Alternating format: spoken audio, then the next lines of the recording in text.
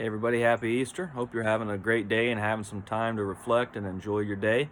I'm going to be walking you through my barbecue cook for the day. I'm doing a pork butt today, so we're going to have some delicious pulled pork by the end of the day. With some patience and some determination, we're going to cook this thing and enjoy what goes along with that, the aroma of the smoke, getting to enjoy my coffee, getting to enjoy the morning and watching some birds out in my backyard, spending some time with my dogs and my family. So hopefully you enjoy it, and thanks for joining me.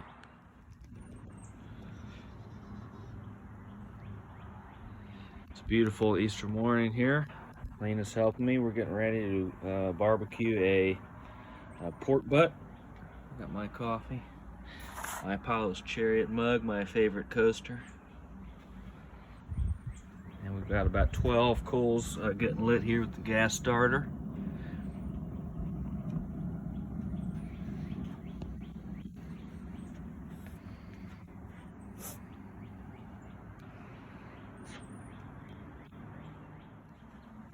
All right, well, the coals are continuing to heat up here, and I've got my slow and sear back into the kettle. It's a great accessory to your Weber kettle. You can get it from snsgrills.com. They used to be called Adrenaline Barbecue Company. This is the 1.0. It's your original model. They have newer models that have like a grate on the bottom so you can shake the charcoal out and reuse with your unlit coals if you're at the end of a cook. But this is the 1.0, and it's sturdy as heck, and it's worked like a champ since I've had it. All right, so we're going to take, got about a dozen or so coals. I'm going to dump them in there, and then I'm going to take my tongs, my convenient place underneath my grate, and I'm going to just kind of pile them up here in the corner. All right, now the next step is we're going to take a full, basically a full chimney of unlit coal, and we're going to fill up the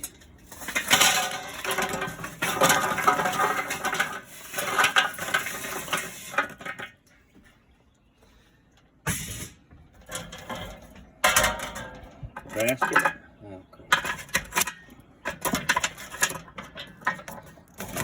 Spread them out.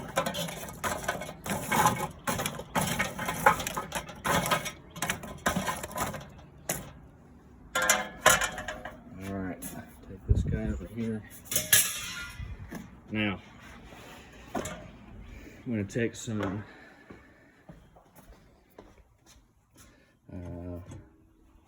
water that I've boiled, and we're going to fill up the water reservoir here.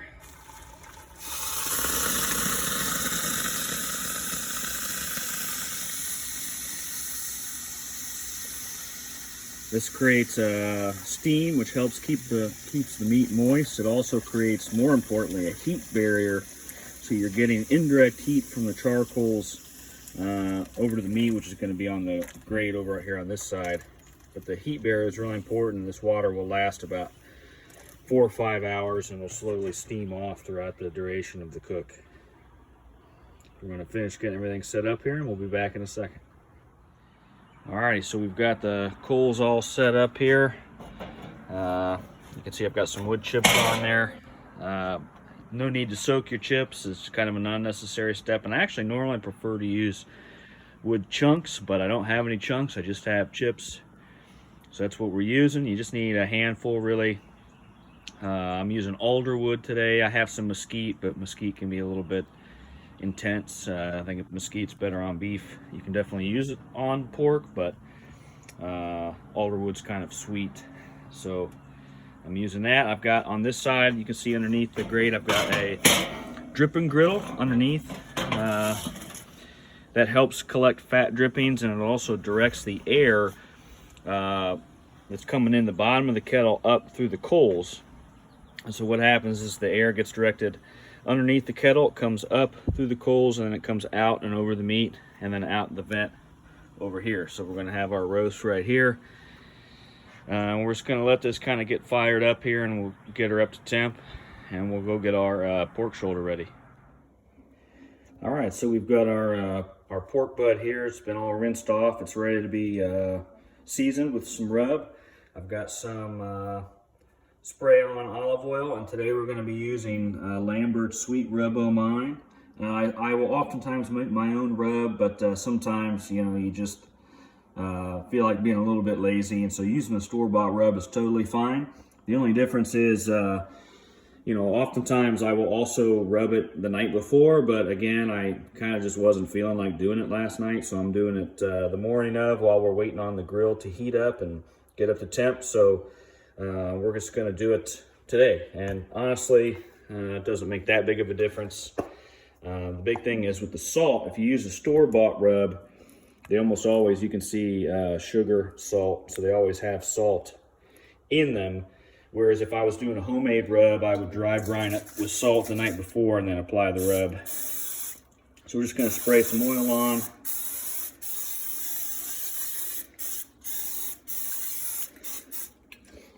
And then we're just going to get a nice even coating of this rub here.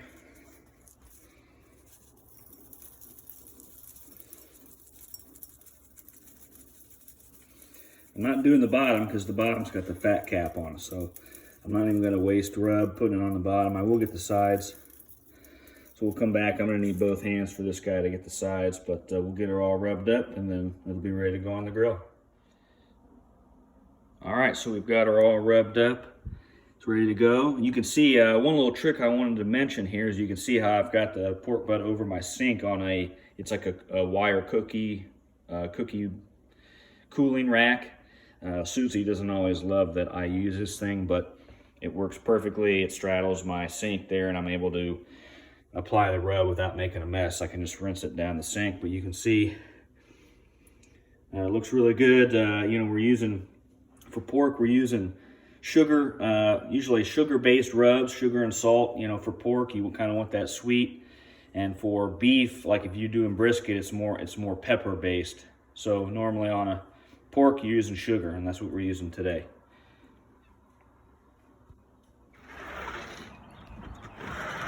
All right, so we're waiting for the grill to come up to temp here. We just finished getting the pork shoulder. There's currently the internal temperature of the grill.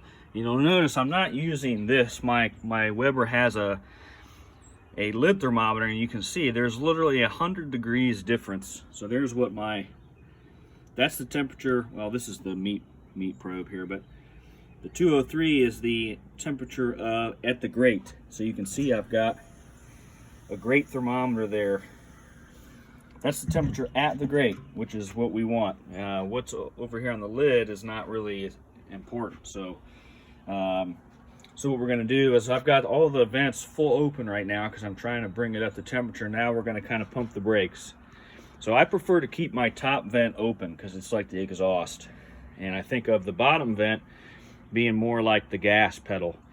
And you don't normally, with exhaust, you don't want to choke it off. So a lot of times guys will run, you know, like this. And it's fine, it can kind of choke the exhaust. We want to facilitate airflow, but we really do that here. This is where the intake is. This is where the air's coming in down here. So you can see I've got a couple markings on my vents here.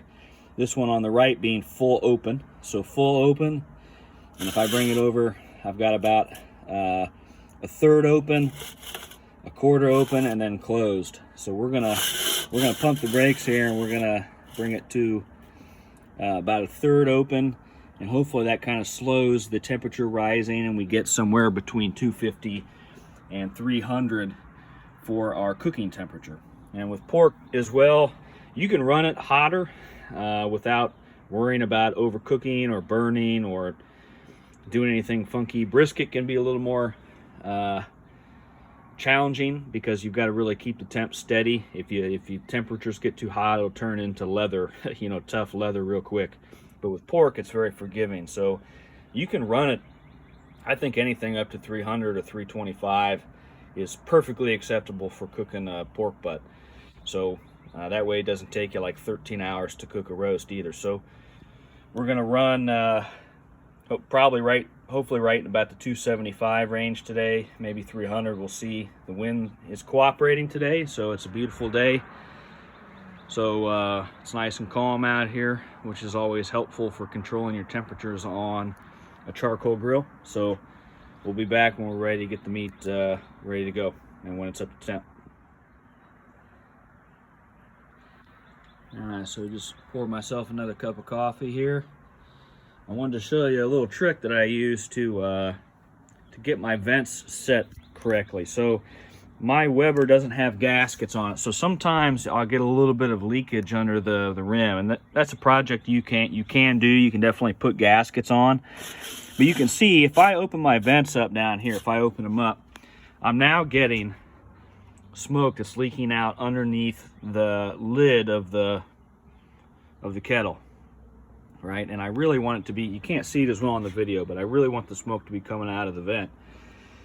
And so even if I set it down, if I set it to a third, which is where we had it when I came out, I'm still getting the smoke. So I will just move my vent and close it just enough, and you can see that now I don't really have any smoke coming out from underneath the lid, and it's all coming out the vent.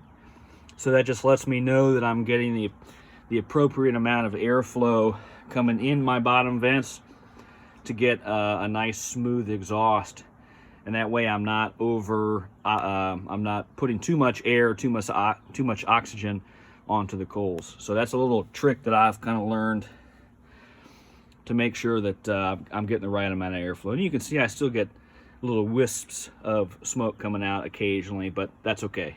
But most of it's coming out. I'm not getting, I'm not getting, right there, you can see it's just billowing out, right? Too much air. It's just coming out like crazy. So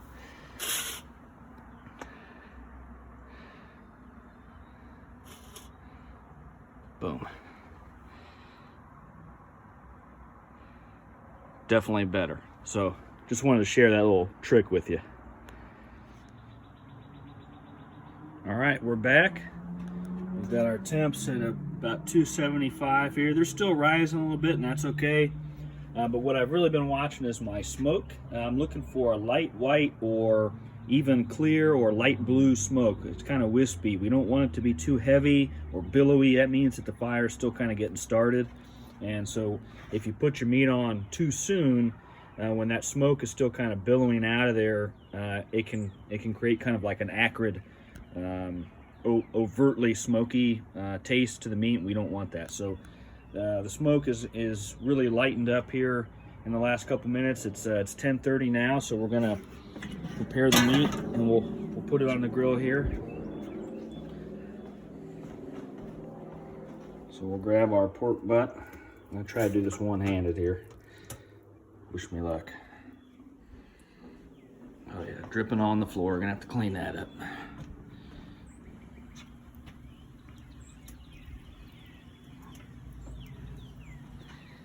So there we go. And then I'm gonna stick my temperature probe in a thick part of the meat here that's not touching the bone.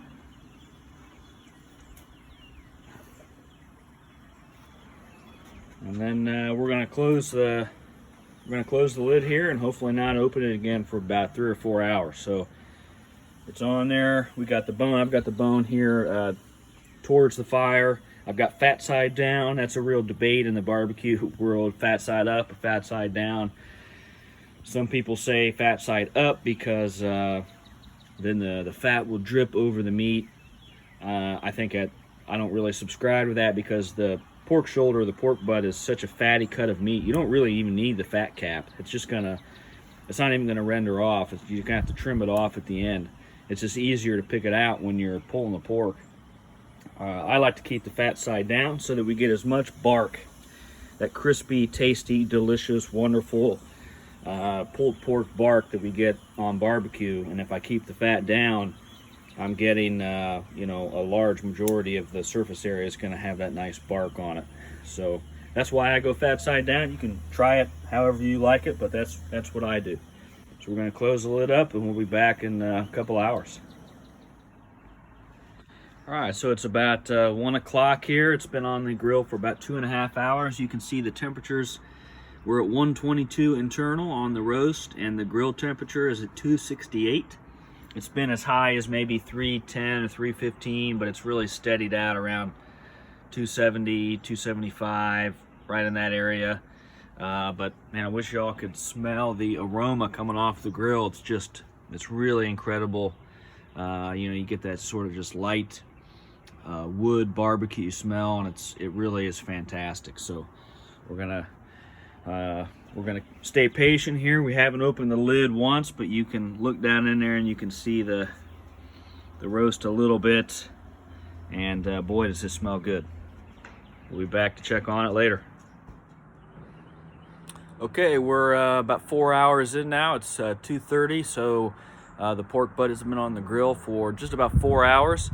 So we're going to check it and see how it looks. This will be the first time we've opened the grill since we put it on. Oh, wow. Okay, so we're getting some bark formation on there. It's looking nice and crispy. Some great color. Again, it's been on the grill for just about 4 hours now, and this is our first time opening the lid. Our temps right now are at about 230 on the grill, and the internal temperature is 154, so we've just about hit the stall. The stall is a sort of a point, usually it's around 150 to 170, somewhere in there, where the meat sort of stops rising in temperature, and it'll hold that way for an extended period. So we're going to power through the stall, and to do that we're going to add some more charcoal, and we're going to up the temps a little bit, and we'll get the train rolling again. But it looks great.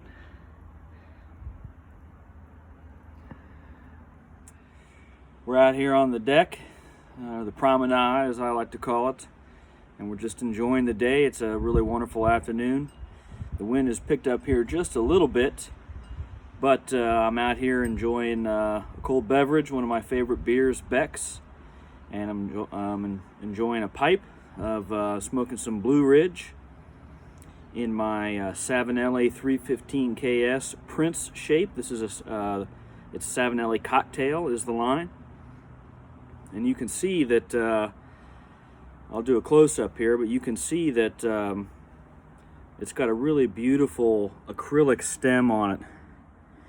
It's got a really great swirl pattern, and it almost is reminiscent of like an old-fashioned cocktail. If you're somebody that likes to enjoy an old-fashioned, it's got a black sandblast finish on it, and I'm smoking some Cornell and Deal Blue Ridge.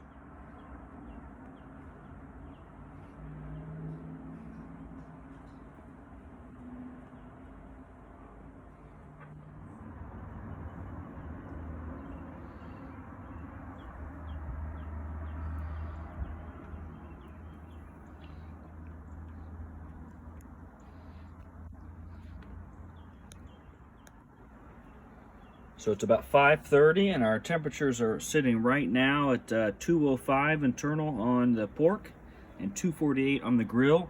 I wasn't going to pull it at 5:30, but I decided I'm going to let it ride until about 6, and we'll see. The longer we can let the pork kind of sit in this sweet spot between 203 and 208, the better. So we're just going to let it sit here for about another half an hour, and then we'll pull it off and we'll let it rest. It's now a little bit after 6 o'clock, and our temperatures, you can see we're right at the sweet spot of 208. Grill temperatures at 277. So I'm going to go ahead and open the lid now for just the second time in this 7.5 hour cook, and we'll see what we've got going on under the hood. Oh wow, look at that. Just great color. I mean, look at the bark, look how juicy it is. You can see how tender it is. Look at the bones just ready to pull right out of there. So we're going to check a couple different spots. I'm going to go ahead and remove the probe, and then I'm going to use my Thermapen MK4.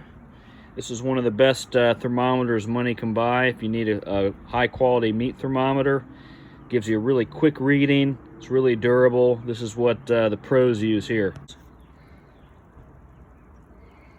So we're looking anywhere between 203 and 208.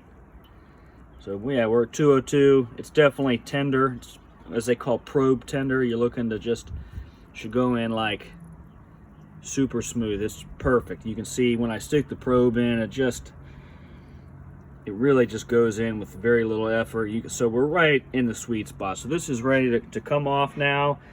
And normally I would wrap it in tin foil, but I'm actually out of foil, and because of the lockdown conditions happening right now, I haven't had a chance to go out and get any more. So what I'm going to do is I'm going to take the roast and I'm going to put it on a roasting rack, and I'm going to stick it in my oven with no heat on, but we're just going to let it cool and rest. And that's going to really help the meat be extra tender when it's time to pull it.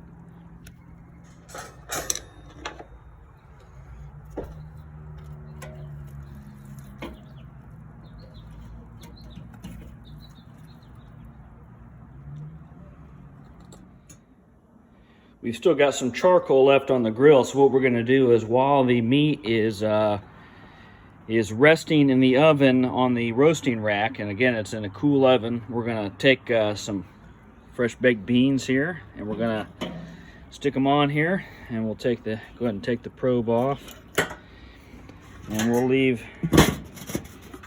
these guys here and to cook for about an hour. All right, so here we go. You can see on the outside it's got that great color to it. You can see where the meat is really taking on the smoke. Got a great bark on there. It's going to be really tasty, really crispy and crunchy, and just delicious. I can't wait to pull this thing apart and see what we've got. Oh yeah, look at that. So this is the finished project, guys. You can see we've got an incredible smoke ring on the meat. Just tender, delicious, juicy pulled pork. This is going to be just fantastic with a little bit of Carolina barbecue sauce. It doesn't even need any sauce. And I've already executed my pitmaster's privilege, and I've taken a few pieces for myself and tried it. It's absolutely delicious.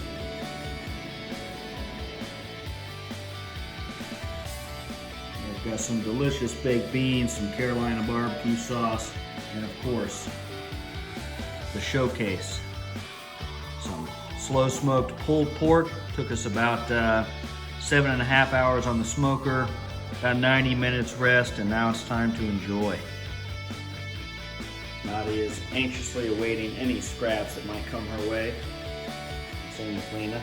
Well, thanks for joining me today, everybody. I hope you enjoyed it, and I hope you found some of the information helpful and useful. And from my family to yours, hope you have a wonderful Easter, and hopefully you get a chance to enjoy some delicious barbecue soon yourself. Take care.